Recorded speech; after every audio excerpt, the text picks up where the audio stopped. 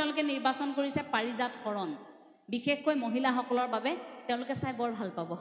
সেই পাৰিজাত হৰণ নাটভাগীত এই শচী সত্যভামাৰ কাজিয়াখন আপুনি যদি ভালকৈ মন কৰে এনেকুৱা লাগিব যে আমাৰ চুবুৰীয়া দুগৰাকী খুৰীয়ে যেতিয়া কাজিয়া কৰি থাকে একেবাৰে তেনেকুৱা কাজিয়াই হয়।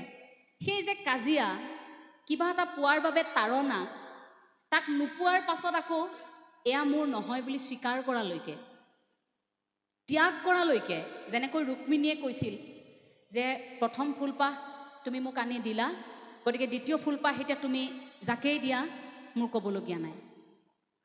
কিন্তু প্ৰথমবাৰ কৈছিল, হে নাথ সামু তোহাৰ প্ৰথম আপতনি, প্ৰাণনাথ জানি উহি দেৱদুল্য পাৰিজাত সামাক দেহো, অনুৰোধ কৰিছিল।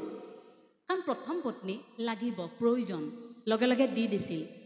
কিন্তু নামানে শচীয়ে, সিফালৰ পৰা শচীয়ে নামানে, বোলে এতিয়া সত্যভামা ৰুক্মিণীক পাৰিজাত মোৰ বাৰীৰ পৰা দিয়া হ'ব, নহ'ব। নাৰদে যেতিয়া গৈ কৈছে লগে লগে শচীৰ উত্তৰ, অভাগ্য কপাল, ইন্দ্ৰাণী শচীক পাৰিজাত, কথা ক মানসী সত্যভামা পিন্ধিতে সাধগেল, ঋষিৰাজ বুলগীয়া, যবে অনেক পুণ্য কয় কহু অমৰাৱতীক অধিকাৰিণী হয়, তেওঁৱে পাৰিজাত পৰিধান কৰিতে পাৱে, আমাৰ পাৰিজাত ইন্দ্ৰ দিতে পাৰয় নাহি। নোৱাৰে কোনেও নিব, আমাৰ পাৰিজাত আমাৰ বাৰীত থাকিব, কোনে নিব? কিন্তু সত্যভামাই নামানে, ইবাৰৰ পাৰিজাত আনি কোন স্ত্ৰীকো দিয়বো, সামু জানই নাহি, সামু তোহাৰ সংগ কদাপি চাৰবো নাহি। লগে লগে কৃষ্ণৰ লগত বোলে নহ'ব, যোৱাবাৰ ৰুক্মিণীক দিছা, এবাৰ মোক দিবই লাগিব। আমাৰ যে জেদ থাকে মহিলাসকলৰ বেছিকৈ,